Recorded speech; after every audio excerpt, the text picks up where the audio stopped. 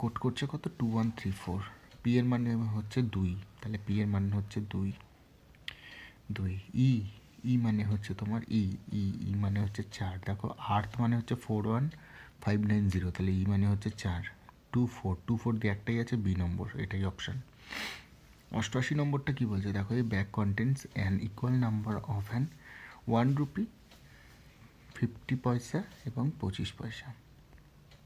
তাহলে যদি equal number হয় তাহলে মানে এটা চারটে, যদি এটার 1 টাকা যদি চারটে হয় তাহলে 2 টাকা হতে হবে দুটো এবং 25 পয়সা হতে হবে একটা।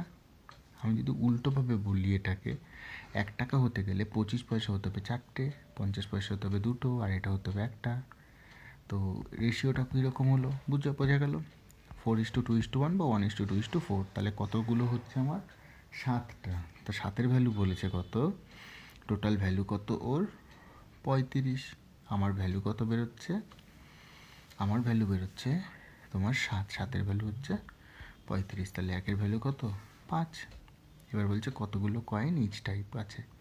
তো এটা যদি 5টা থাকে, তোমার 1-এর ভ্যালু কত বেরোচ্ছে? 5 বেরোচ্ছে। সরি, এটা না একটু অন্য উল্টোভাবে করি। টোটাল আমার টাকা কত দেখো, 1 টাকা 50 পয়সা এবং 25 পয়সা। ইকুয়াল নাম্বার কয়েন থাকবে। আমার হচ্ছে তাহলে 1 টাকা 75 পয়সা। আমার বলে দিচ্ছে 1 টাকা 75 পয়সা, ওরা বলেছে 35 টাকা আছে। তাহলে 1-এর ভ্যালু পয়েন্ট, এটা শূন্য তুলে দিলে 1-এর ভ্যালু কত বেরোচ্ছে? 20। তাহলে 20 মানে এক একটা কয়েনের টোটাল কতগুলো টাকা আছে? 20টা টাকা আছে। তাহলে how many coins of each type are there? তাহলে 20 টাকা হবে। তাহলে এটা দেখো 20 যদি হয় তাহলে 20 টাকা, 20 ইন্টু 1 করলে 20, 20 ইন্টু 50 করলে 10, তাহলে 20 আর 10 কত? 30 টাকা হয়ে গেলো। আর এখানে 20 ইন্টু 25 করলে 5, তাহলে 35 টাকা হয়ে যাবে। বোঝা গেল? তাহলে 20টা সংখ্যা আছে। নেক্সট হচ্ছে 84 নম্বর প্রশ্নটা কি বলছে? বলছে P Q R start a business, P